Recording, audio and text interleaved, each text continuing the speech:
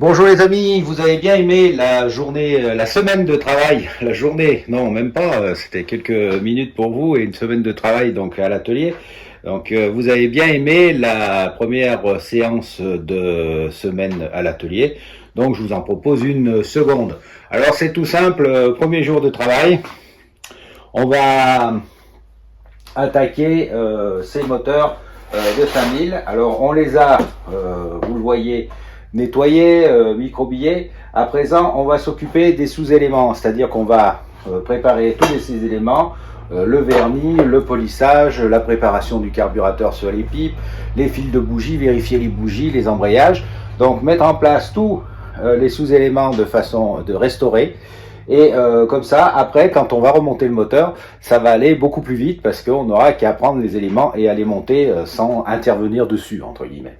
Alors la préparation de ces deux moteurs de 5000 fait partie aussi d'une autre vidéo, mais plus dans le détail, parce que vous savez on va faire, ou vous avez eu, ou vous allez avoir une vidéo spéciale, parce que c'est assez rare qu'on ait deux Solex 5000 orange, donc à refaire, enfin moteur à refaire en tout cas, en même temps. Donc la vidéo était aussi un petit peu spécifique là-dessus.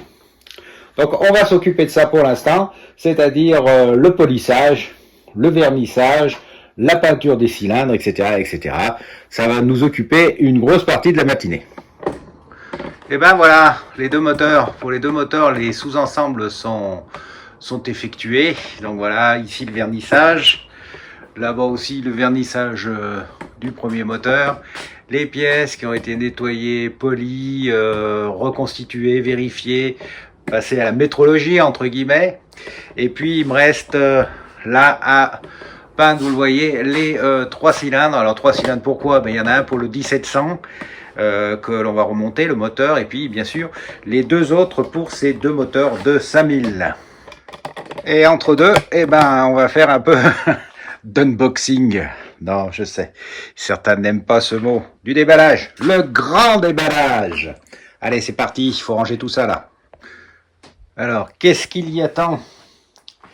Alors, il y a des tôles écran pour Solex, des coiffes de filtre à air parce que j'en avais grand besoin, des kits roulement pour Solex également, et puis des démontes, des outils pour démonter les rayons, des bougies, des fils de bougies pour Solex, parce que comment veux-tu quand l'étincelle elle passe sinon, des bas de fourche, c'est pas mal fait ça, vous savez les bas de fourche de mobilette en alu,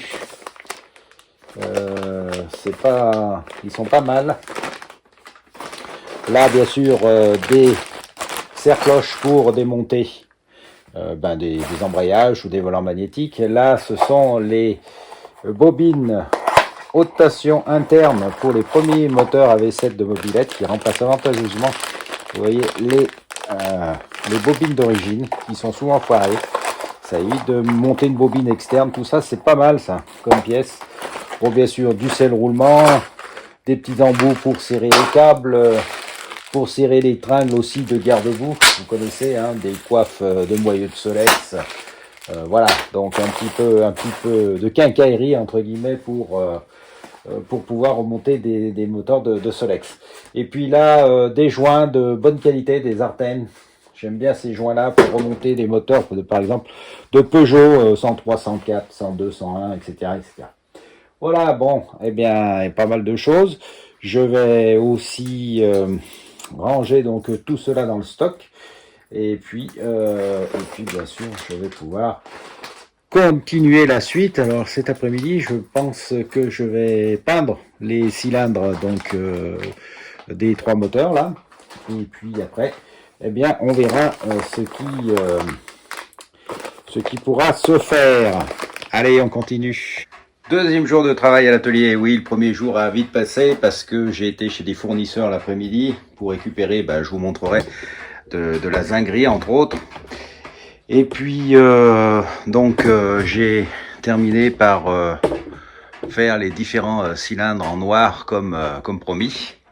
Je vais maintenant les passer au four. Vous savez, je les passe toujours au four pour durcir la peinture.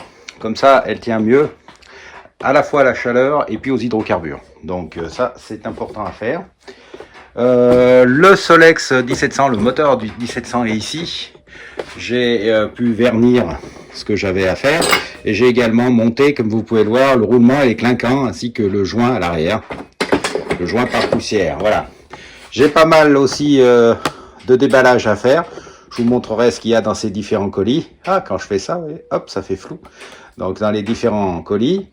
Et puis j'ai pas mal de commandes à préparer, donc je vais le faire aussi ce matin.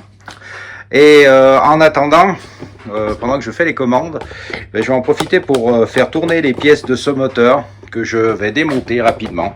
Alors c'est un moteur amené par un client, vous voyez, qui va sur un Vux blanc, et on va le booster, c'est-à-dire qu'on va faire un stage 41 finition perf noir. Donc on va démonter ce moteur. Alors je ne vais pas bien sûr le démonter avec vous parce que vous savez comment on fait. Je vous renvoie à toutes nos vidéos sur ces sujets là. Si vous avez des questions pour les nouveaux ou même pour les anciens sur le démontage des points particuliers, vous n'hésitez pas à le laisser dans les commentaires.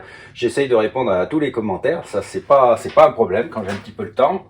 Et ce que je fais, je le démonte et puis on se reprend à la fin pour faire un petit débriefing de ce qui pourrait être fait ou pas sur ce Solex. Il y a eu des problèmes particuliers, bon voilà, a priori il est en bel état, donc je pense pas que ça soit une trop grosse plaie à démonter et qu'on n'ait pas trop de grosses surprises en fin de course. Voilà, allez, en attendant on démonte ça.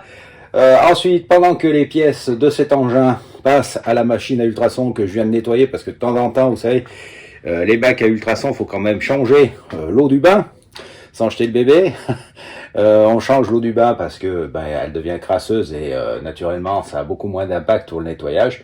Donc là, régulièrement, il faut effectivement enlever l'eau et puis nettoyer soigneusement le bac pour pouvoir remettre des pièces et que ça reparte donc en bon état. Et surtout que les pièces ressortent propres et non plus graisseuses. Au bout d'un moment, si vous laissez la vieille eau trop longtemps, en fait, les pièces ressortiront un petit peu visqueuses. Et ça, c'est pas terrible à pète pour passer au microbillage, parce que tant que vous avez de l'huile ou du cambouis, de la graisse sur les pièces, eh bien, vous pouvez pas bien microbiller, parce que, eh bien, tout simplement, ça capte les petites particules de microbilles et ça empêche donc qu'elles aillent claquer contre le métal et donc le nettoyer. Voilà, bon, alors, allez, on a cette blabla, on va attaquer ça, et puis on se retrouve après. Le moteur a disparu, il est dans sa caisse. Alors, quelques points, bon, je vous l'avais dit, ce moteur m'avait l'air en bon état, si ce n'est toujours les mêmes petits soucis, il faut faire attention. Par exemple, il n'y avait pas de joint à la vis de calage, donc il devait y avoir une petite fuite à ce niveau-là. Au niveau du cylindre, ça commençait à se calaminer, donc petit problème aussi. Bref, des petits trucs à bien faire. Au niveau du carter, il est en bon état. Un peu sale, bien sûr, mais bon, pas de problème. Le galet, c'est un galet bleu. Bon, c'est pas celui qui accroche le plus, mais bon, mon client m'a pas demandé de le changer, donc pas de souci. Allumage, tout ça, bielle, bon, on verra tout ça à la métrologie avant de remonter le moteur. Le cylindre piston est en assez bon état, mais de toute façon, je vais lui rendre puisqu'on passe en stage 41. Les roulements, alors le roulement de l'embrayage, eh ben, vous voyez, il fait pas de bruit, mais il a un léger jeu latéral, donc il faut pas hésiter à le changer. Alors quand vous changez vos roulements de moteur, changez les deux. C'est pas les économies que vous allez faire en changeant qu'un qui va changer grand chose. Et puis en plus, même si vous pensez qu'il est bon, eh ben, vous voyez, un petit peu de jeu de latéral, ça va pas. Et puis le roulement de Villebrequin, pas de surprise, il commence à faire du bruit. C'était le moment de changer, bien que en fait il soit bien calé, que ça commence pas, il bougeait pas, ça ne rognait pas le carter latéral. Et puis d'autres petites choses à savoir, voilà, changer ces membranes noires, n'en mettez plus, elles sont pas très adaptées à notre essence actuelle, avec beaucoup qui comporte pas mal d'éthanol, disons. Et vous voyez, elles se déchirent, elles restent souples, mais elles se déchirent, donc c'est pas très bon. Changer aussi ces condensateurs par des condensateurs électroniques de la boutique, parce que franchement ça vous fiabilise l'allumage au plus haut point.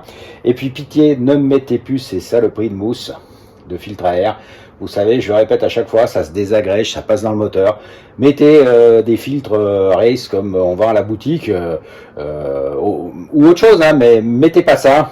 parce que vraiment ça c'est une cochonnerie absolue. Voilà, je reste poli. Donc tout a été démonté. Il ne reste plus qu'à nettoyer tout ça, passer aux ultrasons, puis bien sûr au microbillage après. Et puis là-bas, vous avez la boîte de visserie qui, elle, va aller se faire zinguer à neuf. Comme ça, le moteur sera restauré de A à Z. Qu'est-ce qu'il y a d'autre? Bon, rien de spécial, franchement, non. Ce moteur était relativement en bon état. Donc, on va en profiter pour le refaire aux petits oignons. Allez, pendant que je vais maintenant préparer vos commandes, et pendant que je prépare vos commandes, je commence à faire tourner ça aux ultrasons. Parce que vous savez, les phases d'ultrasons, c'est 30 minutes. Et donc, il faut revenir à chaque fois pour nettoyer les pièces, les remettre, etc. pour pouvoir les nettoyer convenablement. On continue le boulot cette semaine sur ce 5000 jaune Palma, entièrement dans son jus. Donc, il est là, c'est un Solex qui appartient au conservatoire de l'atelier, de la vigne. Et il est venu ici juste pour une petite remise en route, remise à niveau. Donc on va regarder comment ça fonctionne, s'il y a eu des fuites éventuelles, et puis bien sûr vérifier les pneus, vérifier les freins, et bien sûr le mettre en route. Voilà, c'est l'objectif à faire sur cet engin, donc une simple remise en route. On va voir au fur et à mesure ce qu'il y aura à faire dessus. Alors je vais commencer bien sûr par enlever le pare-choc parce que c'est toujours difficile de bricoler avec le pare-choc. On va vérifier le calage de l'allumage, on va vérifier l'état du circuit d'alimentation et puis on essaiera de le démarrer. Côté moteur, écoutez, voilà ce qu'on a fait. Démontage du réservoir. Pourquoi? Parce que vous le savez, l'essence c'est plein de cochonneries et le réservoir est plein de cochonneries, donc on va le nettoyer et on va également changer le filtre du réservoir. On va également changer la durite de retour parce qu'au bout d'un moment, quelle que soit la durite, elle devient dure et cassante, donc on va mettre une neuve. Changement aussi de la bougie, ça fait pas de mal. On va remplacer donc la NGK, pardon, je vous passe devant, qui était d'origine par donc une Beru. Vérification de l'allumage. Alors l'allumage, il y avait déjà un condensateur électronique, pas de souci. On va simplement regarder s'il est bien calé, s'il n'y a pas eu de décalage durant son fonctionnement. Et puis c'est à peu près tout ce qu'on va faire sur le moteur s'il démarre. Bien sûr, on regardera aussi après avoir mis le réservoir si ça débite bien à la pompe, si elle n'est pas colmatée. Et puis voilà, donc là c'est surtout en fait des changements de pièces, j'allais dire d'entretien courant, hein, que cela soit la durite de retour ou les filtres à la fois du réservoir mais aussi de retour d'essence. Et puis bien sûr la bougie, ça c'est vraiment de l'entretien courant de Solex, donc pas de souci à ce niveau là. Bon, on va essayer après avoir mis l'essence, voir si ça coule.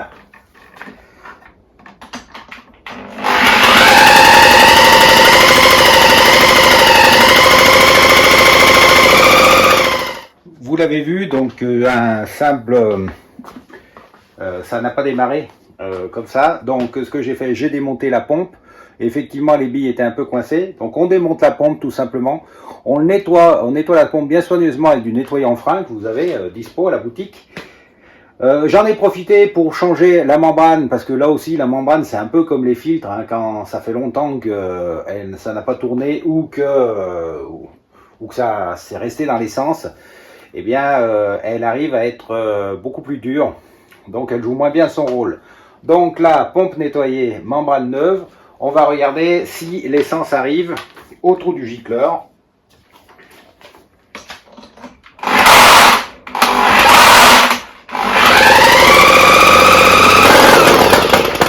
Oui, ça arrive, vous voyez, là tout de suite, le circuit d'alimentation d'essence a repris vie. Donc on va mettre le gicleur. Le gicleur a été remonté. Et on va essayer maintenant de démarrer cet engin.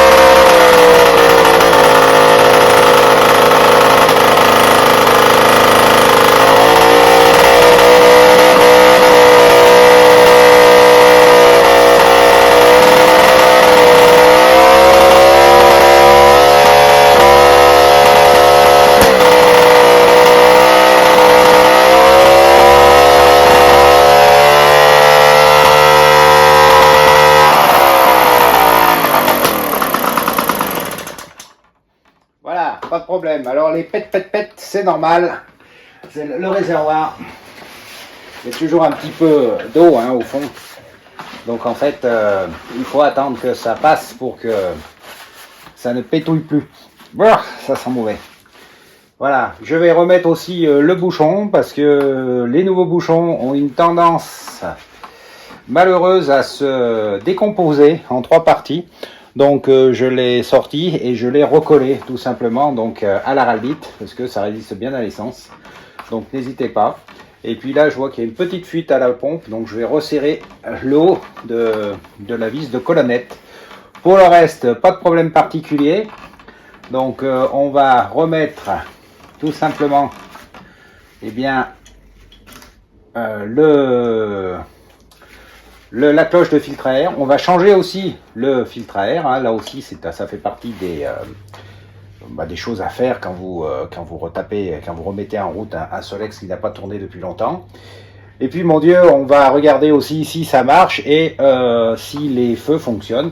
Comme ça on aura fait le tour de ce Solex au niveau de la remise en route. On fera aussi un petit essai routier, je vais essayer de faire ça avec vous. Après l'avoir nettoyé, comme ça, eh bien, ça sera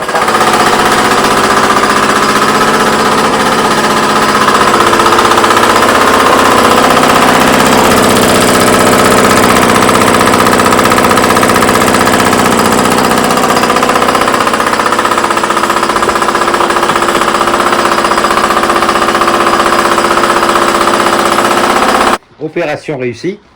Ce Solex donc a été remis en route. Je lui ai donné un petit coup, vous voyez, de nettoyage.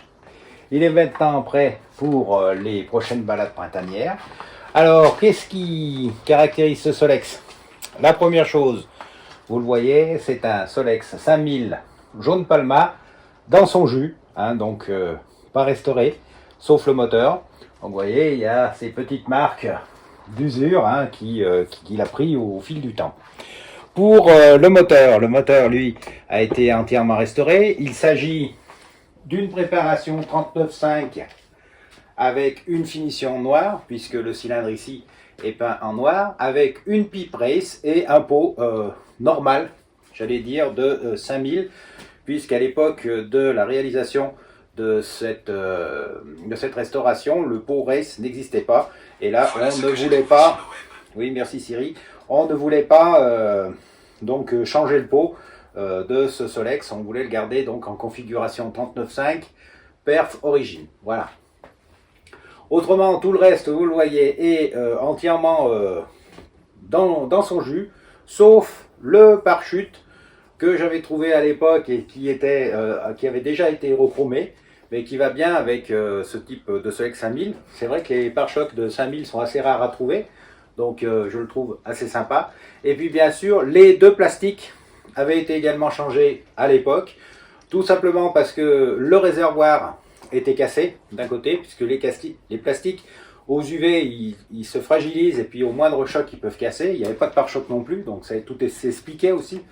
Et puis donc de l'autre côté, une fois que vous allez changer un réservoir qui est flambant neuf, blanc, bah, on est obligé aussi de changer bien sûr le cache-volant magnétique pour que ça soit à peu près équilibré. Le capot à avant par contre lui est resté entièrement d'origine.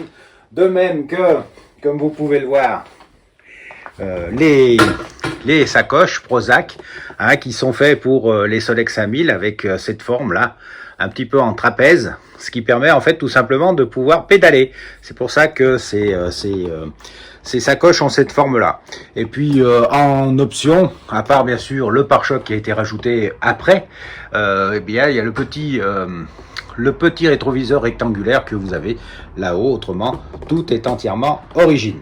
Alors ce qui a été fait pour le remettre en route, ben, vous l'avez vu, hein, on l'a fait ensemble. On a bien sûr regonflé les pneus, vérifier les freins, voir si les pneus n'étaient pas craquelés, etc. Donc là, il n'y a pas de souci particulier. Vérifier le frein arrière, changer les patins de frein avant parce qu'ils commençaient à être usés. On a démonté le circuit d'alimentation et la pompe à essence pour la débloquer. On a donc profité pour changer la membrane de la pompe. Et puis tout le reste, entre guillemets, c'est de l'entretien courant, à savoir le changement de la bougie, du filtre à air. Alors les filtres à air, que l'on vend à la boutique de l'atelier de la vigne, ça change pas, sauf si il est vraiment cassé. Mais comme c'est de la grille inox, eh bien ça se nettoie tout simplement. Donc là, ça aurait été à présent, ça sera que du nettoyage. On a changé le filtre de retour d'essence, le filtre d'essence qui se situe dans le réservoir. On a également nettoyé entièrement le réservoir parce que au fur et à mesure qu'on roule, c'est vrai que l'essence, eh bien, apporte des cochonneries et puis ça se met au fond du réservoir et puis après ça peut partir dans le carburateur et puis occasionner des problèmes de gicleur. Et puis on a changé le fil de bougie parce que le fil de bougie était d'origine lui aussi et il commençait à devenir un peu sec et craquant. Donc autant repartir sur un fil de bougie neuf qu'on peut trouver à la boutique de l'atelier de la vigne. Enfin, on a vérifié bien sûr si les feux fonctionnaient, et ce qui était le cas, vous l'avez vu. Et là, à présent, un petit coup de nettoyage, là c'est fait, et ce Solex est prêt à rejoindre la flottille, entre guillemets, du conservatoire de l'atelier de la vigne pour plusieurs balades, sans doute, cet été. Et tout d'abord, eh bien, on va faire une balade, bien sûr, un roulage pour voir si tout fonctionne bien.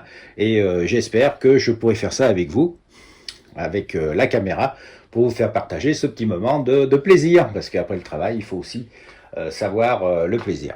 Alors, je vous fais remarquer donc quelques imperfections, hein. Vous l'avez vu sur le cadre du Solex. Vous savez que la maladie des 5000, c'est de rouiller par-dessous et la peinture ensuite part en plaque. Bon, là, ça va, c'est pas encore trop marqué. De toute façon, si un jour ça devenait à être vraiment plus laid que ça, eh bien, on refera bien sûr la peinture jaune palma de ce Solex. En attendant, on le laisse dans son jus. Donc, vous voyez, avec bien sûr l'autocollant qui est un peu esquinté, et puis aussi il y a eu dans sa vie, vous voyez, quelques bosses. Il y a une bosse là sur le garde-boue avant. Bref, tout un ensemble de stigmates qui font que on sait que ce Solex a roulé, a vécu, mais aussi c'est ce qui peut faire aussi son charme. Et vous remarquez aussi que ce Solex là, il a une carte grise, mais je ne lui ai pas mis de plaque d'immatriculation pour l'instant, puisqu'il roule très peu, et je les préfère un petit peu purs dans l'aspect d'origine, comme ça, surtout pour des Solex. Ah, le compresseur s'excite tout seul. Surtout dans des Solex qui roulent peu et donc qui restent essentiellement statiques ou en démonstration, entre guillemets, dans des lieux privés. Voilà. Alors on va le dépendre, on va le sortir bien sûr, et puis on va attaquer la pose du moteur du 1700 là-bas. Là j'ai fait en fait une petite pause dans ce travail-là, le moteur du 1700 sur le cadre du 1700 qui est ici.